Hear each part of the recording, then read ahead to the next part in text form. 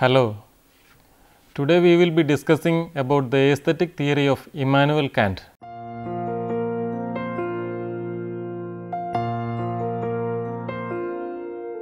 We experience various phenomena in nature. This experience happens within space and time. Immanuel Kant called the process of sensory experience as Anschauung, which is popularly translated as intuition. His usage of the word intuition should not be confused with the mystical usage of the term. Intuition for Kant is the way we convert noumenon into phenomenon. Let me explain the term noumenon. Noumenon is the reality of an object beyond its sensory appearance. It is the real existence of the object. Let us look at a tree outside. It appears to us as a tree standing outside, but in actuality what we experience is the appearance of a tree within ourselves. Its appearance is a phenomenon in nature. There is no way we can be certain that whether it exists in reality the way it appears to us, because even space and time are functions of the mind. We are so intimately familiar with the feeling of touch, we tend to forget that it is also a sensory experience. Space and time are considered by Kant to be necessary preconditions of the mind. They should exist before inducing the outside world. The realm of phenomena is the world of sensory reality, and the noumenal realm is equated with the world of the actual. Kant used the term intuition for the experience through sense organs. In Kant's theory of knowledge, the term transcendent is used as being beyond the limits of experience and hence unknowable. Like Plato, Kant also had to theorize about a world of pure ideas. Kant claimed that sensed presentations were of only appearances and not things as they are in themselves. That is why Kant is considered as a transcendental idealist. Actually, he is the founder of the philosophical movement Transcendental Idealism. Kantian concepts are significant in many ways. To a student of aesthetics, the study of Kant's philosophy is very important because though it was Alexander Baumgarten who formulated aesthetics as a separate branch of philosophy, it was Immanuel Kant who substantiated its theory. His major treatises are Critique of Pure Reason, Critique of Practical Reason, and the Critique of Judgment. The Critique of Judgment, published in 1790, is considered as the foundational treatise in modern philosophical aesthetics. Even before this, in 1763, Kant produced an early treatise on aesthetics, Observations on the Feeling of the Beautiful and Sublime. But the Critique of Judgment is his most influential book. In it, Kant states that it is our faculty of judgment that enables us to have experience of the beautiful. Let us look deeper into the definition of the term judgment. Kant defines judgment as the subsumption of a particular under a universal. The term subsumption means incorporating something under a more general category. Judgment acts as a mediator between two faculties of human mind, understanding and reason. The faculty of understanding is that which supplies concepts, that is universals, and reason is that which draws inferences. To explain the concept, let us think that we are watching a sunset. It appears beautiful to us. We say, the sunset is very beautiful. By this statement, we imply that the sunset is beautiful to another person too, but the experience of the beauty of the sunset is subjective. If the experience is purely subjective, then a science of beauty will not be possible. Then we can't form any general principles of the beautiful. The experience of the beautiful cannot be purely objective too. Then every beautiful object will appear beautiful to everybody. this is not the case in reality. To overcome this dilemma, Kant proposed a kind of interpersonal existence of the sense of judgment. The first part of the critique of judgment is critique of aesthetic judgment.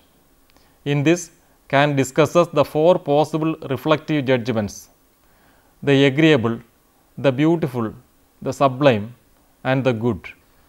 Reflective judgment is defined as that use of judgment in which we seek to find unknown universals for given particulars rather than to apply given universals to particulars. Aesthetic judgment is considered to be a form of reflective judgment. Another form of judgment is determinate judgment.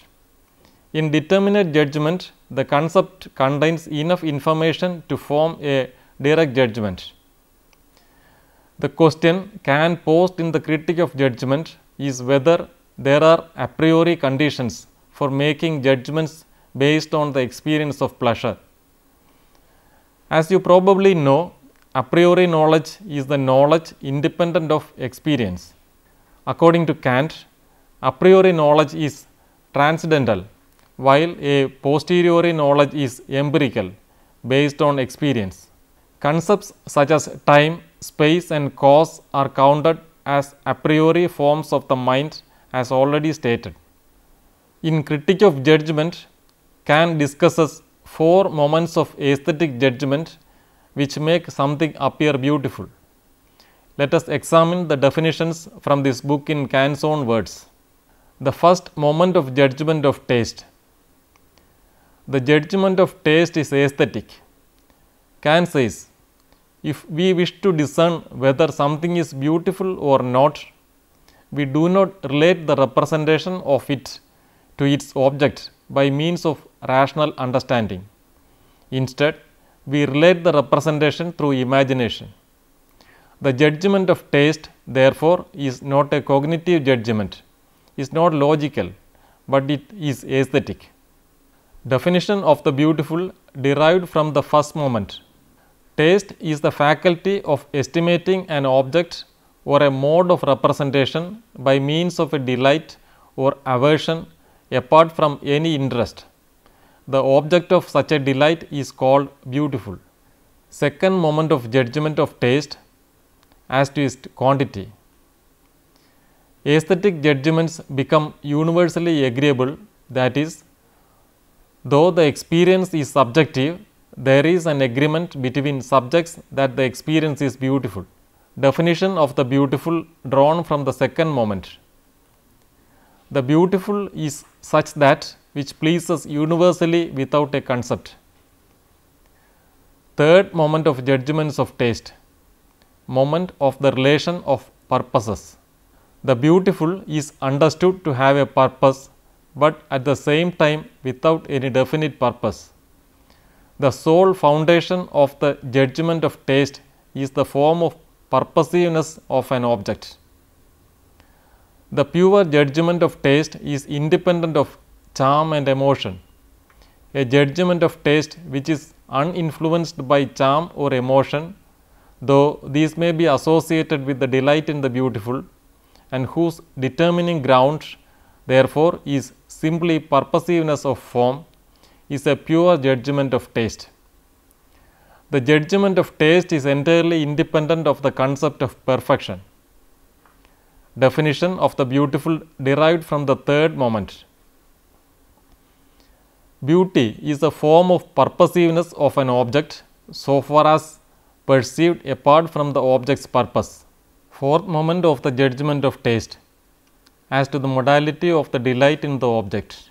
The subjective necessity attributed to a judgment of taste is conditioned.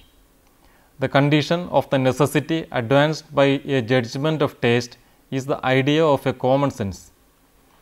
The necessity of the universal assent that is thought in a judgment of taste is a subjective necessity which, under the presupposition of a common sense, is represented as objective. Definition of the beautiful drawn from the fourth moment. The beautiful is that which, apart from a concept, is cognized as object of a necessary delight.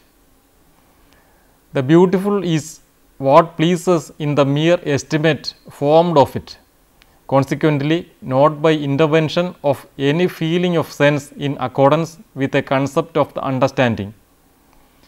From this it follows at once that it must please apart from all interest. Kant uses the term imagination to define the mental faculty which allows the apprehension of any object. Imagination happens every time sensory stimuli is received. The term understanding is used as the faculty of conceptualization. One uses these faculties to comprehend any object, but when a special type of harmony is created between these two, we experience a pleasurable feeling. The faculties in a free play derive harmony.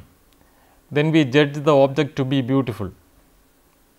From the critic of judgment, two concepts stand apart as most significant.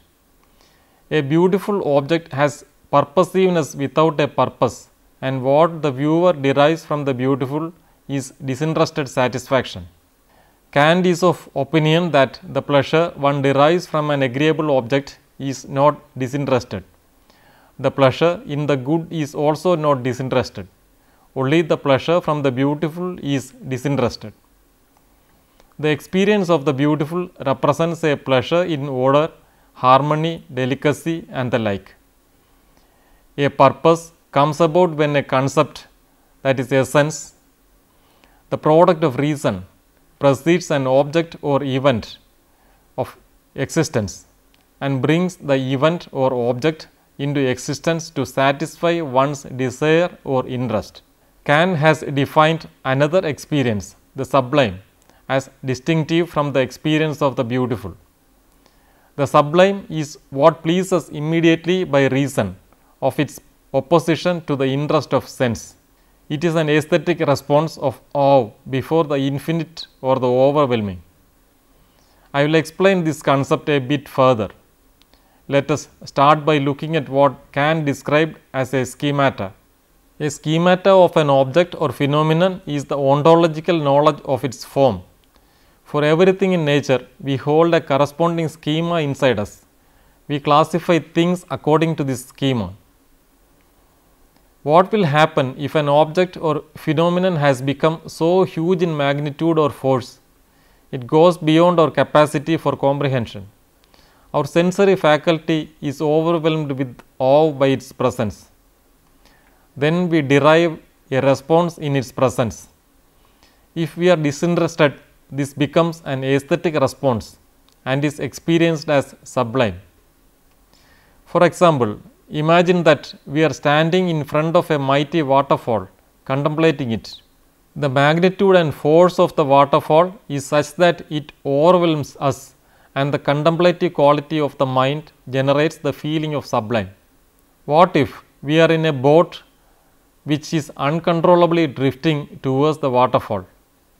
Even then, we become overwhelmed by the presence of the waterfall. But because we are participants in the phenomenon and not mere spectators, our awe and fear become real. We are overwhelmed by emotion and purposefulness. Because we lose our disinterestedness, the aesthetic response as sublime won't arise in this situation. Kant has defined two kinds of sublime, the mathematical sublime and the dynamic sublime. Mathematical sublime is simple to understand if we think of the experience we derive from looking at the countless stars in a clear sky. Mathematical sublime leads us to the concept of infinity, towards the edge of reason. Reason cannot comprehend the concept of infinity in its totality. It is only aware of the possibility of infinity by reasoning. So, at the edge of understanding, imagination is created and a harmony is derived. Thus, the possibility for a pleasurable experience presents itself. But because of the magnitude, a feeling of awe is also generated along with an aesthetic response. Thus, mathematical sublime is aroused. Dynamic sublime, on the other hand, is related to force. We have already described the situation where the onlooker is in the presence of a mighty force, citing the example of the waterfall. So, I will now continue to another topic. Now, let us proceed to apply Kantian aesthetic to the analysis of some artworks. Observe this painting by Vincent van Gogh. Kant states, nature lends us material via law of association of empirical imagination. Genius can process this material into what surpasses nature. This is the creation of a second nature by productive imagination, which follows analogical rules and principles of reason. The Starry Night can also be taken as a representative example of dynamic sublime. Of course, Kant had applied the concept of sublime only to crude nature and not to works of art. But he has used the term crude nature to denote mountains, landforms, etc. So, it is deducible that crude landscape elements represented in a work of art is also capable of evoking the feeling of sublime. Kant's concept of the genius also becomes relevant in our present context. In Critique of Judgment, Kant has put forward the idea of the genius. A genius is not an imitator.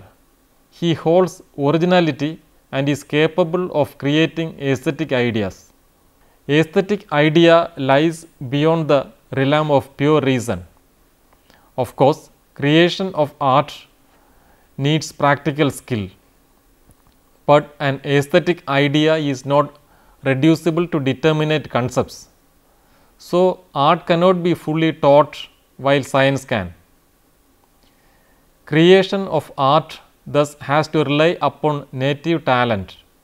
So, according to Kant, there cannot be a scientific genius. He can only be a genius up to the level of imagination. When he enters the empirical area of practical reason, he ceases to be a genius. This idea of genius was upheld by Romanticism, and 19th century saw the emergence of Bohemian artists. They upheld the Kantian concept of freedom at the presence of might. They tried to live close to nature as a romantic noble beast. As fine art can have no definite rule on how to produce or judge a work of art, it is genius who creates a rule applied to only one instance of artwork. Van Gogh, in his Starry Night, has devised a rule of representing the dynamic force of vast magnitude. Kant has also categorized arts into mechanical and aesthetic. By mechanical arts, he did not intend handicrafts. Mechanical arts hold definite concept of a purpose which is to be produced. The intention of fine arts is pleasure alone. Kant also differentiates between agreeable and fine art. The agreeable creates pleasure only through sensation, whereas fine art is capable of creating pleasure through sensation and cognition. That is why a creatively original artwork like the Starry Night offers the possibility to be read in many ways. It ceases to be an object of pure sensation or reason.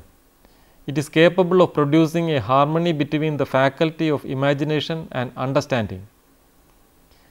Let us examine another painting by Caspar David Friedrich, a German romantic painter who was contemporary to Kant. This is an image by Caspar David Friedrich, The Wanderer Above the Sea of Fog, done in 1818. In this painting, we again see the contemplation of the sublime. Usually, the romantic landscape remains one of the transient but mighty nature of the a priori concepts of the mind, space and time. The figure of the human is usually dwarfed by the presence of crude natural elements or forces, but man, even while confronted by the forces of nature, shows the spirit of human freedom. This painting by Caspar David Friedrich shows a man who is the protagonist of this freedom. I suggest you try to learn more on Rousseau, Goethe, Schelling, Hegel, Coleridge and Wordsworth. It will also be helpful to have a basic understanding of the philosophy of Leibniz, Hume and Burke. A familiarity with the concepts presented by these philosophers will enhance our understanding of Kant. The philosophy of Immanuel Kant has influenced a number of modern formalist critics like Roger Fry, Clive Bell and Greenberg. Kant is considered by them also to be a formalist.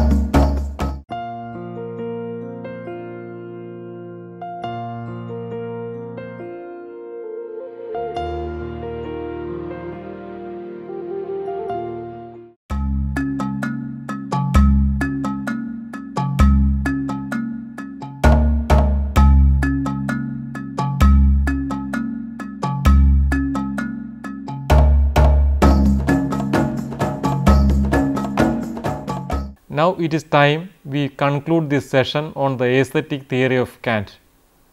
Till our next class, bye.